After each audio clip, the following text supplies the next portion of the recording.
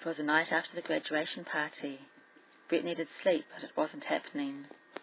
That woman from had done it, lady from the charity, that's what they called her. A dark-haired beauty. He sometimes called out to her when he was a small boy, and since then had seen her often enough around the neighbourhood.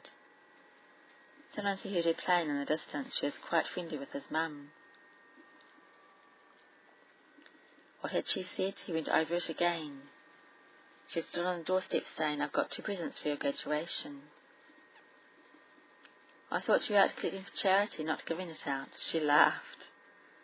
"Do you want to come in? Do you want to join us?" he asked. Yes, I was sure I'd ask, because I need to be here for one of the presents. He hadn't expected that. She must have been talking to his mother. That was it. Well, that was okay. Just a few mates, his parents and a few relatives. The big party, the real party, had happened at the start of capping week. Best forgotten. "Hey everyone, look who's here." None other than our favourite lady from the charity. Inevitably, some wolf whistles. She shrugged those off with her trademark smile. "What will you play?" called Brett's mother. "I've got 2 presents for Brett tonight." Lucky Brett, laughed one of his classmates. There was a slightly embarrassing silence as the lady from the charity looked him right in the eye, as she put her shoulders through the piano accordion straps. Another mate killed the music on playing on the stereo. There was more than a polite round of applause. Some of them knew how she could play. "First present, Brett," she said as her fingers flew up and down the keyboard as the bellows pumped fast from side to side. It was spellbinding, like a 6-piece klezmer band in the room. No one had heard anything like it before. No one was to hear anything like it again. When she was playing, they had all wanted to get up and dance exuberantly. Now in the silence they could barely clap for fear of breaking the spell. "Did you like that, Brett?" asked the lady from the charity. "Was it a good graduation present?" He was almost speechless, but managed to say, "Best ever." He spoke very quietly. For a very immature 21-year-old, he knew exactly what he wanted to say. He did not ask, "What's the next present, please?" He had almost read his mind in the middle of everyone, or so it seemed. They all wanted more. "Brett, the second gift changes everything in your life. There's both a curse and a blessing. The one is contained in the other. When the right time finally comes, you'll know what to do with it." She shook her shoulders out of the harness and gave him the piano accordion. With a smile, she left the room, in silence. It couldn't have been any other way. The night of Brett's graduation party was quite the talk of the neighbourhood, and online too. His mates just couldn't keep quiet about it for weeks afterwards, and months.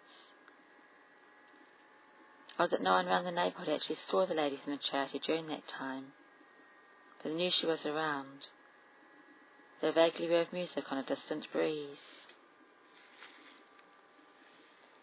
Brett, meanwhile, had gotten himself a job, very smart, in the city, just the bee's knees to a bright young graduate.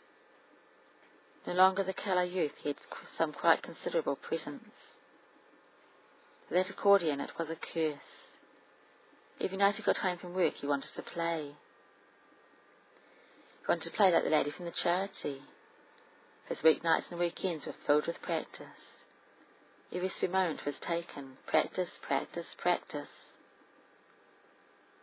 Of course, there was time for other inevitable things. Long story short, eventually he did get married, raised a family, all the usual. But the music from the graduation party never died. It was always just below the surface in everyone's subconscious. Brett became a very accomplished player, was quite the star turner at various local events, played on and off with a couple of bands. But there wasn't quite the same clamour for an accordion as a guitar or drums. It was a bit old-fashioned. He didn't care, he loved it, and people loved him playing. Even the stuffy old local church had him come to help with the sing-alongs. He grew very friendly with the pastor, a minister by the name of Joe. They became inseparable in the church scene. More decades rolled by and everyone got older as they do.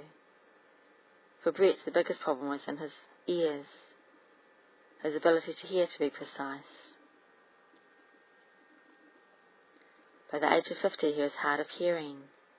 By 60 years everyone thought he was stone deaf. This made his playing all the more amazing. It was all solo now. He felt he couldn't play in a band any more, for by himself was as if he didn't play the accordion so much as the accordion played him. As soon as he retired from work a few years early because of the hearing issue, he devoted many spare hours to working in the charity shop. He could often be heard playing in the distance playing.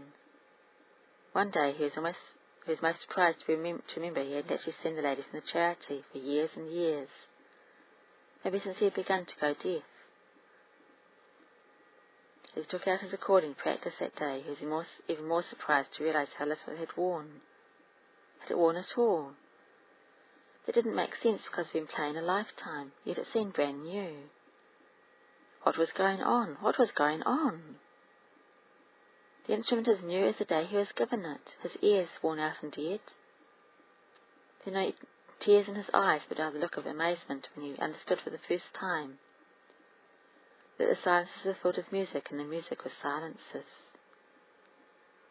What was the timbre of those silences? Which were the blessings, which the curses? He thought, was his deafness the act of a God of retribution for all his moral lapses? Just inevitable aging, the averages of time and the processes of nature. The dance of life was a passion, music was a passion, love was a passion. All those things he knew. The church had given him wisdom for the journey. This one insistent question began to press on him. Was his deafness itself the fulfillment of a passion of design? Doubts, fears, anxiety flooded through him. He felt extremely unwell, and a fleeting memory surfaced. It was like the calm in the centre of the storm. There was a familiar knock at the door. Instantly he knew the right time had come. He glanced down at the accordion, and something was now written across its bellows in fancy new lettering.